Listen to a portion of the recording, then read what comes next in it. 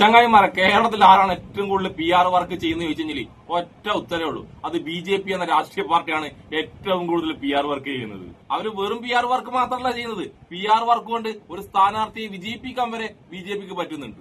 ഇപ്പൊ തന്നെ നിലവിൽ വരുന്ന തെരഞ്ഞെടുപ്പിന് വേണ്ടി BJP ഏറ്റവും കൂടുതൽ PR വർക്ക് ചെയ്യിപ്പിക്കുന്നത് നമ്മളെ ശോഭാ സുരേന്ദ്രജീനെ കൊണ്ടാണ്, നമ്മളെ മഞ്ഞൾ ശോഭേച്ചിനെ കൊണ്ട്. സോഷ്യൽ മീഡിയയിൽ ഇപ്പൊ ശോഭേച്ചിനെ തട്ടിട്ട് അങ്ങോട്ടും ഇങ്ങോട്ടും പോകാൻ കഴിയുന്നില്ല.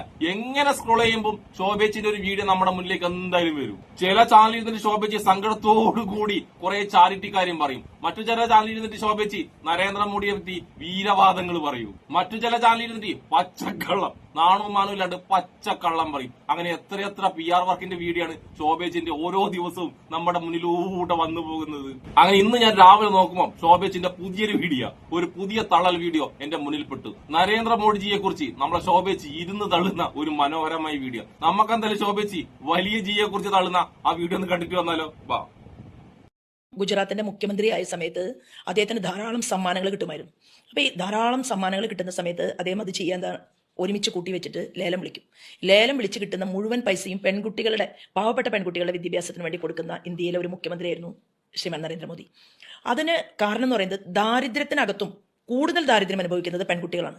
കാരണം അത് ജോലിയുടെ കാര്യത്തിലാണെങ്കിൽ പോലും പെൺകുട്ടികൾക്ക് ജോലി സാധ്യതകൾ കുറവാണ് നമ്മുടെ നാട്ടിൽ പലയിടങ്ങളിലും. അപ്പോൾ ആദ്യത്തെ അദ്ദേഹത്തിന്റെ സ്റ്റാർട്ടിംഗ് പോയിന്റിൽ അദ്ദേഹം ഗുജറാത്തിൽ കണ്ടത് പെൺകുട്ടികളുടെ മുന്നേറ്റം. നിങ്ങൾ എല്ലാവരും ഉണ്ടല്ല ചിരിക്കാണ്ടൊന്ന് ആലോചിച്ചേട്ടെ. ഗുജറാത്തിലും UP-യിലും ബീഹാറിലൊക്കെ വിദ്യാഭ്യാസത്തിന് വേണ്ടി, അതും പെൺകുട്ടികളുടെ വിദ്യാഭ്യാസത്തിന് വേണ്ടി പണം കൊടുക്കുന്ന BJP-കാരനെ കുറിച്ച് ഒന്ന് വെറുതെ ചിരിക്കാണ്ടൊന്ന് ആലോചിച്ചേട്ടെ. കോമഡി ആയിട്ടല്ലാണ്ട് നമ്മളെ ശോഭിച്ചിട്ട് ഈ തള്ളു ആർക്കെങ്കിലും കാണാൻ പറ്റുമോ? ബേട്ടി പഠാവോ ബേട്ടി ബച്ചാവോ, ഈ ഒരു ഒറ്റ മുദ്രാവാക്യം മാത്രമാണ് നമ്മളെ മൂത്തജിയുള്ള പെൺകുട്ടികൾക്ക് വേണ്ടി ഇന്ത്യയിൽ ഉണ്ടാക്കിയ ഒരേ ഒരു കാര്യം. എന്നിട്ട് അതേ ജീന്റെ BJP പാർട്ടി ഭരിക്കുന്ന എല്ലാ സംസ്ഥാനങ്ങളിലും പെൺകുട്ടികൾക്ക് നേരെ എന്തൊക്കെ അക്രമങ്ങൾ ഉണ്ടാകുന്നു. എന്നിട്ട് ആ അക്രമങ്ങളെ പിന്നിലൊക്കെ ഉണ്ടല്ല BJP-യുടെ നേതാക്കന്മാരും. എന്നിട്ട് ആ നേതാക്കന്മാർക്കെതിരെ ഒരു കേസ് പോലും നമ്മുടെ BJP-ക്കാർ എടുക്കുന്നില്ല. പക്ഷെ ഡയലോഗ്, മുദ്രാവാക്യം സൂപ്പറാണ്. ബേട്ടി പഠാവോ ബേട്ടി ബച്ചാവോ. ഏത് ബച്ചാക്കല്, ഏത് ബേട്ടി പഠിക്കല്, ഏത് ബേട്ടിന്റെ ബച്ചാക്കല്, വെറുതെ പൊക്കലടിക്കല്. പിന്നെ അതിന്റെ അടുക്ക് ഫസ്റ്റ് തന്നെ നമ്മളെ ശോഭേച്ചി ഭയങ്കരമായ ഒരു തള്ളി നമ്മളെ മോദിജിക്ക് ഒരുപാട് സമ്മാനങ്ങൾ കിട്ടാറുണ്ട്. ആ സമ്മാനങ്ങളൊക്കെ നമ്മളെ മോദിജി സൂക്ഷിച്ചു വെച്ചിട്ട് അവസാനം അത് ലേലം വിളിച്ച് ആ പൈസ കൊണ്ട് കുട്ടികൾക്ക് വിദ്യാഭ്യാസം നേടിക്കൊടുക്കുന്നു. എന്റെ ശോഭേച്ചി നരേന്ദ്രമോദിജി അടുത്ത ഇന്റർവ്യൂകൾ ഉണ്ടല്ല, ഒരുപാടെണ്ണം യൂട്യൂബ് തപ്പിയാൽ കിട്ടും. അതിലൊക്കെ നമ്മളെ മോദിജി പറയുന്നുണ്ട്, ഞാൻ ഒരൊറ്റ പാരിതോഷികം നെഹി വാങ്ങാറേ ഇല്ലാന്ന്. അപ്പൊ നരേന്ദ്രമോദിജി പറയുന്നതാണ് നമ്മൾ വിശ്വസിക്കേണ്ടത്, അല്ലെങ്കിൽ നമ്മളെ ശോഭിച്ചി ഈ ഇരുന്ന് തള്ളുന്നതാണ് നമ്മൾ വിശ്വസിക്കേണ്ടത്? അതുകൊണ്ട് ശോഭിച്ചി തള്ളുമുണ്ടല്ല, സംഘികളുടെ വാട്സപ്പ് ഗ്രൂപ്പിൽ ഇരുന്ന് എന്ത് വേണമെങ്കിലും തള്ളിക്കോ. അല്ലാണ്ട് പൊതുസമൂഹത്തിൽ വന്ന് തള്ളുമ്പോ ആ തള്ളു വിശ്വസിക്കാൻ വേണ്ടി എല്ലാവരുടെയും തലയിൽ ചാണകല്ലാട്ടാ. നമുക്ക് ശോഭിച്ചിയുടെ അടുത്ത സ്വയം തള്ളു കേട്ടിട്ട് വരാം. ഞാൻ 2ാം സ്ഥാനത്ത് 2 അസംബ്ലി തെരഞ്ഞെടുപ്പുകളിൽ വന്ന ആളാണ്. പരാജയപ്പെട്ടു പോയി. എന്റെ കൊളീഗ്സ് 6 പേര് 2ാം സ്ഥാനത്ത് വന്നവരാണ്. അപ്പൊ ഞങ്ങളൊരു 7 പേര് കേരള നിയമസഭയുടെ അകത്തുണ്ടായിരുന്നെങ്കിലോ? ഇപ്പോ അങ്ങനെയാണെങ്കിൽ ശബരിമലയിലെ കട്ടളപ്പാളി പൊളിക്കാനുള്ള ധൈര്യം കാണിക്കൂ. അവിടെ കട്ടളപ്പാളി പൊളിച്ചാൽ കേരള നിയമസഭയിൽ ഞങ്ങൾ ഉന്നയിക്കുന്ന ചോദ്യങ്ങൾക്ക് കൃത്യമായിട്ട് മറുപടി പറയാൻ സാധിക്കാതെ വിയർക്കുന്ന കേരളത്തിന്റെ മുഖ്യമന്ത്രിയെ കാണിക്കാൻ ഞങ്ങൾക്ക് സാധിക്കുമായിരുന്നു. ആർക്കാ നഷ്ടമുണ്ടായത്? കേരളത്തിലെ ജനങ്ങൾക്കാണ് നഷ്ടമുണ്ടായത്. അപ്പൊ ഞങ്ങൾ വരാത്തതിന്റെ നഷ്ടം എന്ന് പറയുന്നത് കേരളത്തിലെ ജനങ്ങൾക്കാണ്. ഞങ്ങൾ വരുമ്പോൾ ലാഭം ഉണ്ടാകുന്നത് അതത് പ്രദേശത്തെ ജനങ്ങൾക്കാണ്. ശോഭ ചേച്ചി, നിങ്ങൾ വരുന്നത് കൊണ്ടുള്ള ലാഭം ഉണ്ടല്ല, ആ ലാഭം മലയാളികൾക്ക് വേണ്ട. ആ നഷ്ടം ഉണ്ടല്ല, അതുകൊണ്ടുണ്ടാകുന്ന എന്ത് നഷ്ടമാണെങ്കിലും മലയാളി അങ്ങ് സഹിച്ചോളൂ. ഇപ്പൊ കട്ടിളപ്പാളി മാത്രമല്ലേ പോയിട്ടുള്ളൂ. BJP എങ്ങാനും കേരളത്തിൽ ഭരണത്തിൽ വന്നാല് ആ കട്ടിളപ്പാളി മാത്രമല്ല, ശബരിമല ഉണ്ടല്ല, ശബരിമല വരെ അവിടെ കാണൂല. ആ ശബരിമല നിങ്ങൾ അദാനിക്ക് തൂക്കി വെക്കും, അത് മലയാളിക്ക് അറിയാം. അതുകൊണ്ട് ആ നഷ്ടം, നിങ്ങളില്ലാത്ത നഷ്ടം, അത് മലയാളി അങ്ങ് സഹിച്ചോളൂ. പിന്നെ ശോഭ ചേച്ചി ചോദിച്ചു, നിങ്ങൾ 7 ആള് നിയമസഭയിൽ ഉണ്ടായിട്ടുണ്ടെങ്കിലോ എന്ന്.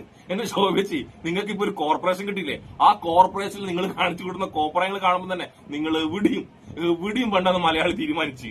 കോർപ്പറേഷൻ കിട്ടിയിട്ട് കോർപ്പറേഷൻ ഒരു മേയർ ആകുമ്പോഴത്തേക്ക് ആ മേയറുടെ ഒക്കെ വിചാരം എന്നറിയാം കേരളത്തിലെ മുഖ്യമന്ത്രി എന്നാണ്. അതുകൊണ്ട് ദയവ് ചെയ്തിട്ട് ശോഭേച്ചി ഇങ്ങനെ സോഷ്യൽ മീഡിയയിൽ വന്നിട്ട് തള്ളുന്നത് ആ തള്ളൽ ലേശം കുറക്ക്. ഇന്ന് നമുക്ക് ശോഭേച്ചി ആലപ്പുഴയും കേരളവും പിടിക്കാൻ വേണ്ടി ഒരു പുതിയ പദ്ധതി തയ്യാറാക്കിയിട്ടുണ്ട്. ആ പദ്ധതി എന്താണെന്ന് കേട്ടിട്ട് വന്നാലോ? പെൺകുട്ടികൾക്ക് ഇത്തരത്തിലുള്ള കാര്യങ്ങളിലോടൊപ്പം ചേർത്ത് വെക്കേണ്ടത്. കാരണം ഇത്ര വർഷമായി നമ്മുടെ കേരളം ഭരിച്ചു മുന്നോട്ട് പോകുന്നു.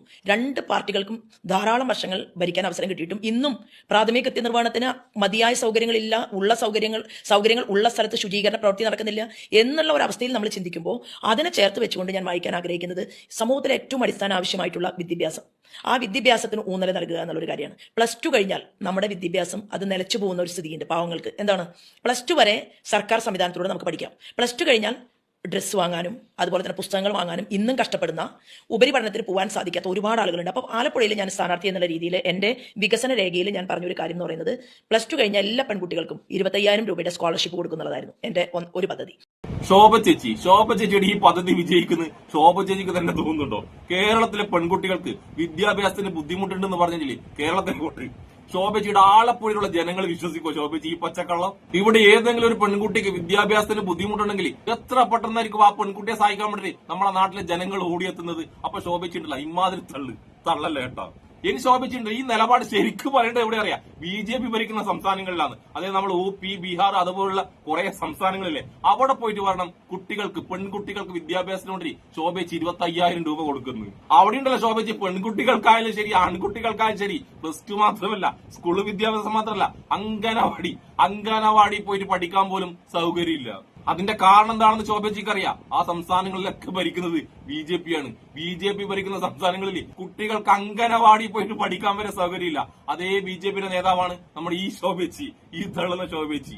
എന്നിട്ട് ആ BJPന്റെ ശോഭച്ചി വന്നിട്ട് ആലപ്പുഴക്കാരോട് പറയുന്നു, നിങ്ങൾക്ക് വിദ്യാഭ്യാസത്തിനോട് ഞാൻ 25,000 രൂപ തരുന്നു. ശോഭച്ചി ആലപ്പുഴക്കാർ ശോഭച്ചിനെ കണ്ടപഴി ഓടിക്കും. അങ്ങനെ ശോഭച്ചി കണ്ടപഴി ഓടുന്ന ഓട്ടം കാണാൻ വേണ്ടി മലയാളികളെല്ലാം കാത്തിരിക്കുന്നു. ഇനി നമുക്ക് ശോഭച്ചി ഉണ്ടല്ല, ശോഭച്ചി ഇത്രമാത്രം പച്ചക്കള്ളവും വർഗീയതയും പറഞ്ഞിട്ട് മലയാളികൾ സ്ഥിരമായിട്ട് ശോഭച്ചിനെ തോപ്പിക്കുന്നുണ്ടല്ല, അതിന്റെ രഹസ്യം ശോഭച്ചി തുറന്നു പറയുന്നുണ്ട്. ആ കാരണം കേട്ട് കഴിഞ്ഞാൽ ഒരിറ്റ് കണ്ണുനീര് വീഴാതെ പൊട്ടിക്കരയാതെ ശോഭ ചേച്ചി പറഞ്ഞ ആ കാരണം കണ്ടു തീർക്കാൻ വേണ്ടി നിങ്ങൾക്ക് ആർക്കും പറ്റൂല.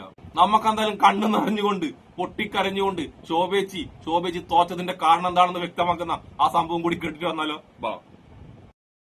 2 ഉപതെരഞ്ഞെടുപ്പുകളിലും പാർട്ടി എനിക്ക് അവസരം തന്നത്. അപ്പോൾ ഉപതെരഞ്ഞെടുപ്പിൽ വോട്ട് പിടിക്കുക എന്ന് പറഞ്ഞാൽ നല്ല ബുദ്ധിമുട്ടാണ്.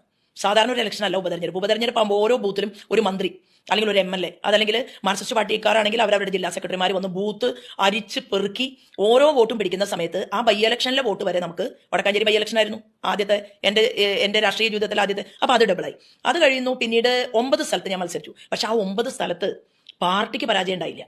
ശോഭാ സുരേന്ദ്രൻ എന്ന വ്യക്തി പരാജയപ്പെട്ടു, പക്ഷേ പ്രസ്ഥാനം വിജയിച്ചു. അപ്പൊ ശോഭ ചേച്ചി പറഞ്ഞത് പാർട്ടി വിജയിച്ചു, ശോഭ ചേച്ചി തോറ്റു എന്ന്. അപ്പൊ പാർട്ടിയുടെ ആവശ്യം ശോഭ ചേച്ചി തോക്കുക എന്നുള്ളതാണോ? അപ്പൊ ശോഭ ചേച്ചി പറഞ്ഞു വരുന്നത് പാർട്ടി തന്നെ ശോഭ ചേച്ചിനെ തോപ്പിച്ചു എന്നാണോ? അവസാനം ശോഭച്ചി കുറ്റസമ്മതം നടത്തിയല്ലേ? പാർട്ടി ശോഭച്ചിനെ തോപ്പിച്ചു എന്നുള്ള ആ കുറ്റസമ്മതം, ആ വലിയ സത്യം ശോഭച്ചി തുറന്നു പറഞ്ഞു. അതിന് പിന്നിൽ ആ ഉള്ളിക്കൈകളാണെന്ന് എല്ലാവർക്കും അറിയാം. ശോഭച്ചിക്കും അറിയാം, ശോഭച്ചിയുടെ പാർട്ടിക്കാർക്കും അറിയാം, എല്ലാ മലയാളികൾക്കും അറിയാം. ആ നാറുന്ന ഉള്ളിക്കൈകളാണ് ശോഭച്ചിനെ പരാജയപ്പെടുത്തിയെന്ന്. പക്ഷെ വേറൊരു കാര്യം കൊണ്ട് ശോഭച്ചി ഉള്ളിക്കൈകൊക്കെ അറിയാം, പാർട്ടിക്കും വേണ്ട നാട്ടുകാർക്കും വേണ്ട ശോഭച്ചിനാണ്. പാർട്ടിക്കാർക്കിടയിൽ വരെ മഞ്ഞളിന് വിലയില്ലെങ്കിൽ പിന്നെ എങ്ങനെയാണ് നാട്ടുകാർക്കിടയിൽ ഈ മഞ്ഞളിന് വിലയുണ്ടാവുക ശോഭച്ചി? അങ്ങനെ വിലയില്ലാത്ത മഞ്ഞളിന് എങ്ങനെയെങ്കിലും വില കൂട്ടാൻ വേണ്ടിയാണ് ശോഭച്ചി ഉണ്ടല്ല വീടും പറമ്പും പണയം വെച്ചിട്ട് ഇമാതിരി PR വർക്ക് ചെയ്യുന്നത്.